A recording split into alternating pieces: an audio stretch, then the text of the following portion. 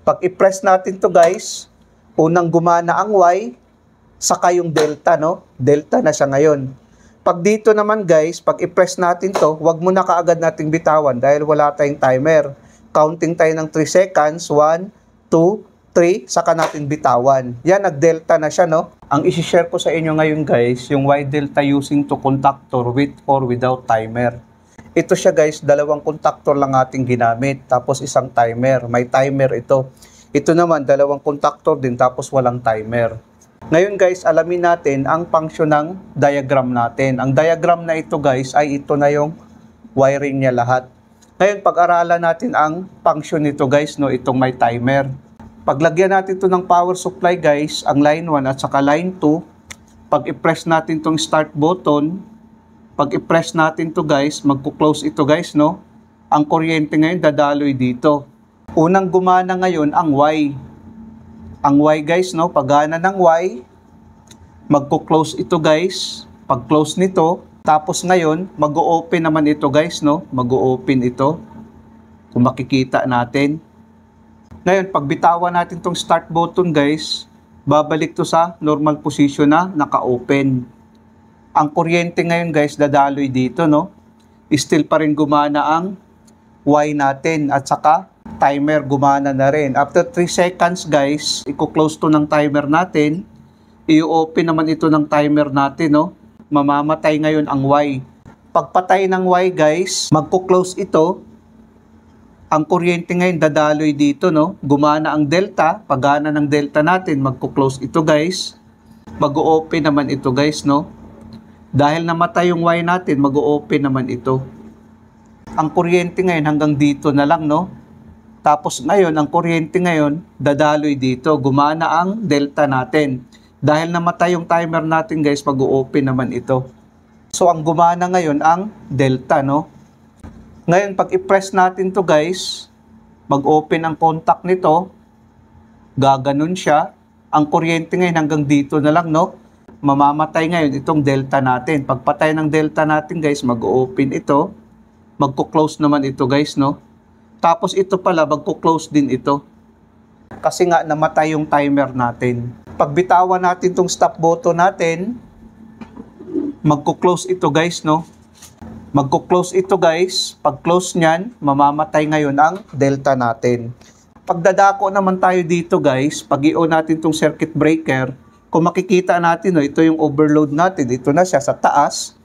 Tapos ngayon, pag i-on natin itong circuit breaker natin, may kuryente kaagad, no? Pero ang kuryente hanggang dito lang. Hindi gagana ang 3-phase motor natin. Ngayon, unang gumana dito ang Y, no? Pagana ng Y, magpo-close din ito guys, no? Pag close niyan, kung makikita natin ngayon, gagana ang 3-phase motor sa Y. After 3 seconds guys, mag-o-open ito. Pag open ito, mag-close naman ito guys, no? Ang sa delta. Ito kasi yung sa power supply ng ating contactor dito sa taas, kung makikita natin, no? Pag close niyan, gagana ngayon ang motor natin sa delta connection. Kung makikita natin, no? Pag mag-delta siya. Mag-close kasi ang 1 at saka 6, 2 at saka 4, 3 at saka 5, no? 1 at saka 6, 2 at saka 4, 3 at saka 5, no? Magko-close siya. Pag mag-Y naman, 5, 6, 4, no? 5, 6, 6, 4, mag-close together. Dahil may jumper siya, no? Ganon siya, no? Ngayon, pag i-press natin ito mamamatay, mag-open naman ang contact nito. Kung makikita natin. Ganon ang function niya, guys. Tapos ngayon, dito naman sa walang timer, pag i-press natin itong start button, guys, magko-close ito, no? Kung lagyan natin to ng power supply, ang line 1 at saka line 2, gagana ang Y natin, no? Dahil wala tayong timer guys, huwag kaagad natin bitawan itong start button. Counting muna tayo ng 3 seconds bago natin bitawan, no? Ngayon, pagdating ng 3 seconds, magko-close ito guys, no? Ang kuryente ngayon dadaloy dito. Gumana ang relay, itong relay natin, no? Pagana ng relay, i-close to ng relay. Kung gumana pala itong Y, mag-o-open pala ito guys. Ito kasi yung interlocking ng Y. Hindi mo na kaagad gumana ang delta natin, no? Dahil gumana ang Y. Ngayon, pag bitawan natin to guys, pag bitawan natin to, babalik to sa normal position na naka-open. Gaganon siya, no? Naka-open siya. Ngayon, ang kuryente ngayon, dadaloy dito, no? Dahil namatay yung Y, mag-open naman ito, no? Mag-open ito. Ang kuryente ngayon, hanggang dito na lang, no? Mamamatay yung Y natin. Dadaloy dito ang kuryente, no? Dahil namatay ang Y natin, magkuklose ito, guys. Gumana ngayon ang delta at saka relay. Itong relay natin at saka delta, no? Kasi itong relay kasi natin, para lang mayroong latching sa ating delta. Yun ang purpose niya, guys. Ngayon, pag i-press naman natin itong stop button, mag-open ito, gaganon siya. Ang kuryente hanggang dito na lang, no? Ito kasi yung overload natin. Mamamatay ngayon ang delta natin. Kung gumana pala itong delta natin, guys, mag-open pala ito.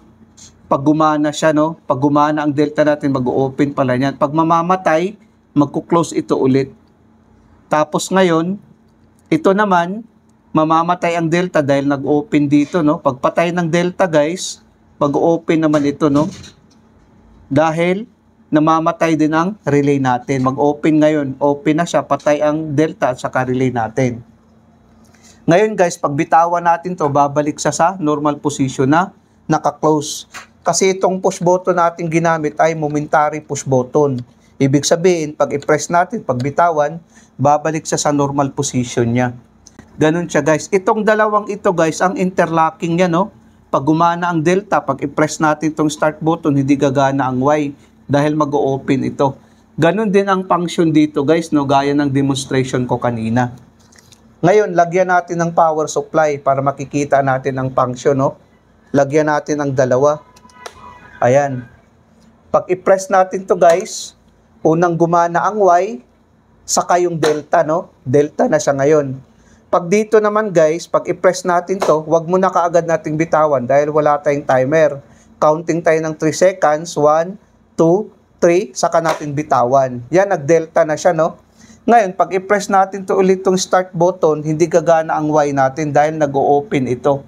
Kung makikita natin, no, nag-o-open siya. Ganun din dito, guys, oh, dahil nag-o-open siya. Ngayon, pag i-press natin to stop, mamamatay siya, no? Stop din dito. Pag i-press natin ulit, ang timer na ang magka-counting para i-delta niya. Dito naman, counting tayo ng 3 seconds bago natin bitawan. Ayan, saka siya nag-delta. Ganun lang, guys, ang function nito. 1, 2, 3, saka natin bitawan. Dito naman, pag i-press natin, hindi na natin i-long press dahil mayroon tayong timer. Ayan, nagdi-delta na siya. Ganun ang function niya, guys. Press, tapos ang timer na ang magka-counting sa kanya i-delta. Dito naman, counting tayo ng 3 seconds. 1, 2, 3, saka natin bitawan.